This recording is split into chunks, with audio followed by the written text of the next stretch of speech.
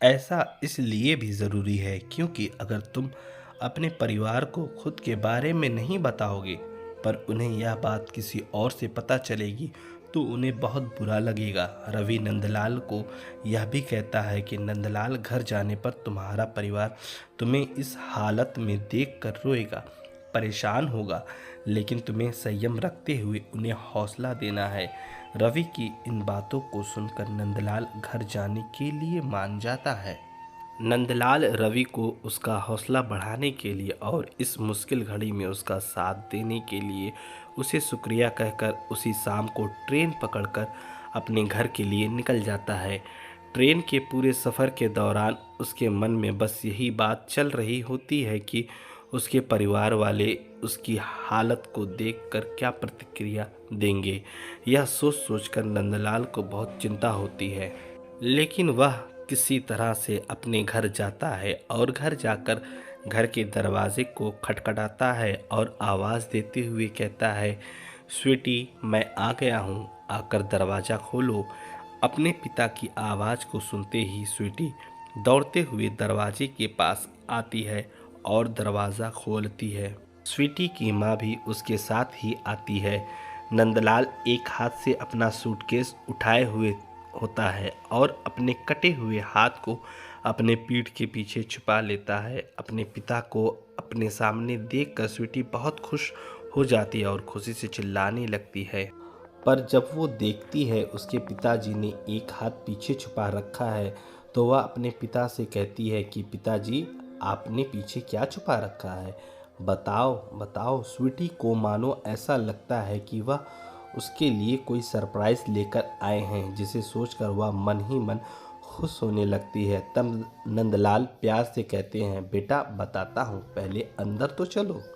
लेकिन स्वीटी कहाँ किसी को सुनने वाली थी। उसने नंदलाल की बात नहीं मानी और जिद करने लगी। अपनी बेटी को इस तरह जिद करते हुए देखकर स्वीटी की माँ ने भी नंदलाल से कहा कि अब दिखा दीजिए ना, क्या छुपा कर रखे हैं आप इसके लिए। लेकिन नंदलाल अपने उदास मन से स्वीटी की माँ से कहता है कि प्रियंका, इसे अंदर लेकर चलो, उसके बाद मैं बताता हूँ क्या बात है।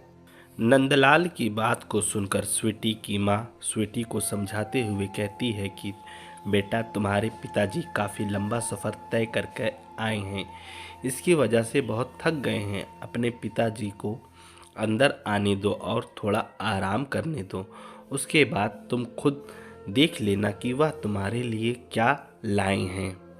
नंदलाल, स्वीटी और उसकी माँ तीनों ही घर के अंदर चले जाते हैं। घर के अंदर आने के बाद नंदलाल स्वीटी को कहता है कि बेटा, आप थोड़ी देर के लिए अपने कमरे में जाओ, मुझे आपकी माँ से कुछ ज़रूरी बात करनी है।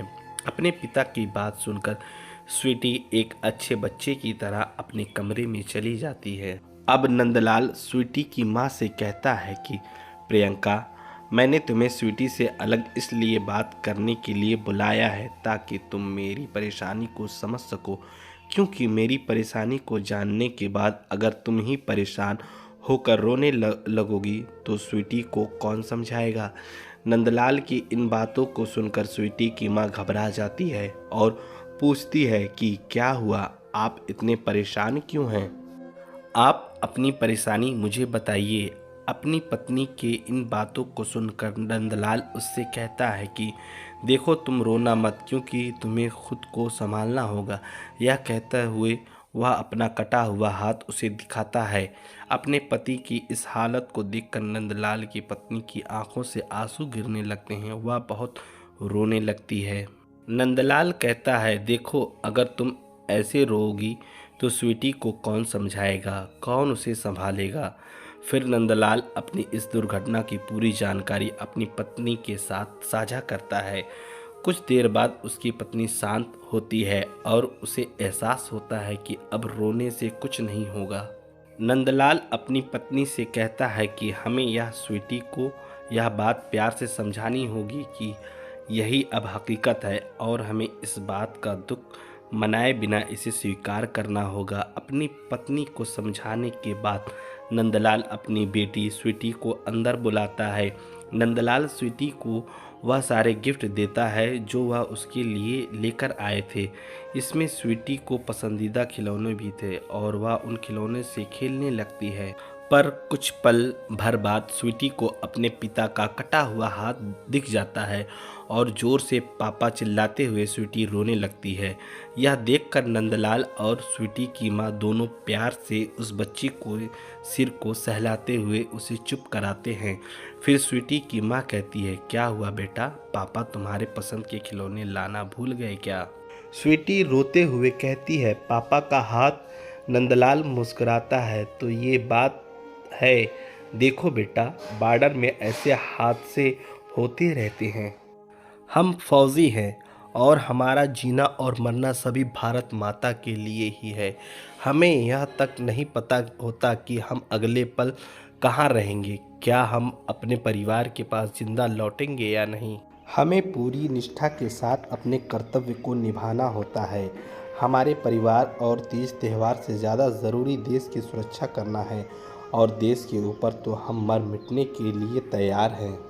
तुम एक बहादुर लड़की हो और तुम्हें परेशानियों को देखकर घबराना नहीं चाहिए, बल्कि उसका सामना करना चाहिए।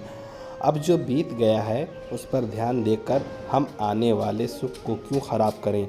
जीवन में सुख का आना जाना लगा रहता है, पर इंसान को विपत्ति के समय घबराना बिल्कुल नहीं चाहिए। नंदलाल की इन सब शब्दों को सुनकर स्वीटी चुप हो जाती है और कहती है, पापा मैं भी आपकी तरह देश की सेवा करूंगी और बॉर्डर पर जाऊंगी। यह सुनकर नंदलाल कहता है, बेटा मुझे गर्व है कि मैं तुम्हारी जैसी बहादुर लड़की का पिता हूँ। दोस्तों, उम्मीद है कि आपको यह कहानी पसंद आई होगी। यह कहानी आपको पसंद आई हो तो इसे अपने दोस्तों के साथ भी ज़रूर शेयर करें।